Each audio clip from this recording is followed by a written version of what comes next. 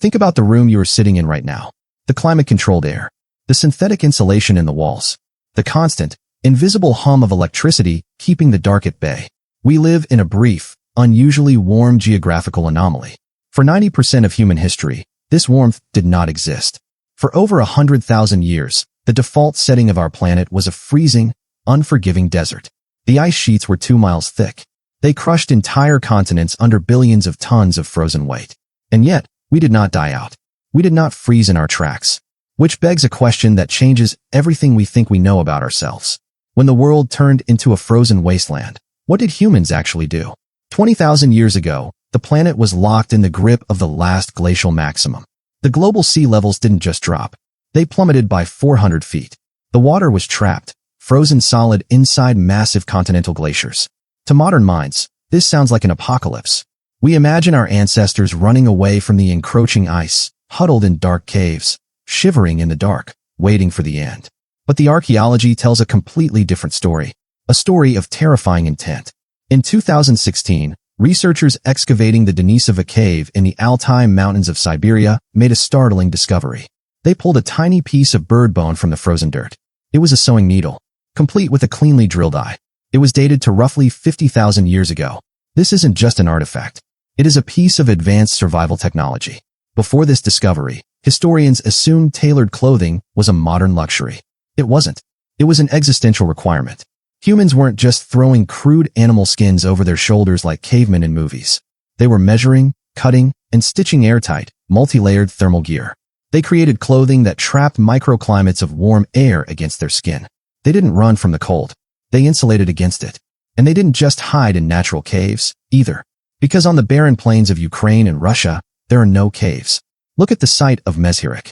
Here, archaeologists found the remains of shelters constructed entirely from the bones of woolly mammoths. One single hut required the bones of 95 individual mammoths. The mandibles were stacked like bricks, interlocking perfectly to resist the howling Arctic winds. The heavy tusks were used to support the roof. It was architecture born from the landscape. It was permanent. It was deliberate. Our ancestors looked at a world made of frost and bone, and they built an ecosystem inside of it.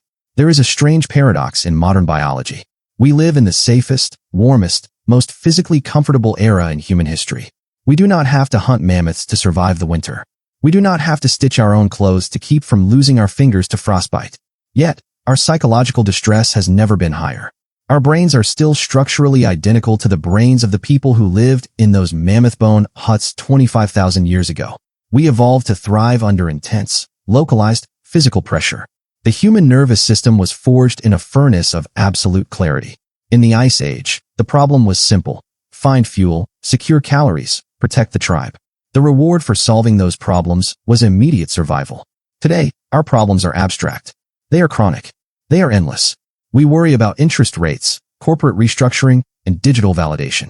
Our bodies react to a stressful email with the exact same hormonal cascade, the same rush of cortisol and adrenaline that an Ice Age hunter felt when they heard a snow leopard moving outside their shelter.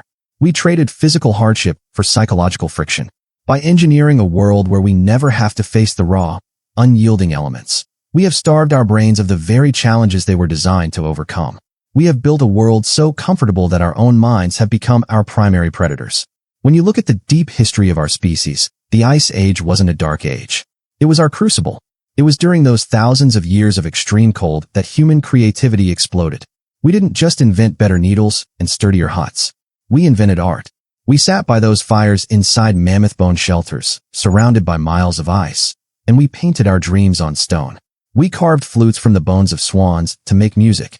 We looked out at a hostile, frozen universe, and we decided to make it beautiful. The ice did not break us. It defined us. It taught us that humanity does not merely react to our environment. We reshape it. We carry our own warmth into the darkest winter. And perhaps, that is the lesson we need to remember as we sit in our comfortable, anxious rooms today. We are not the descendants of creatures who survived the ice by luck. We are the descendants of the architects who built a home inside of it.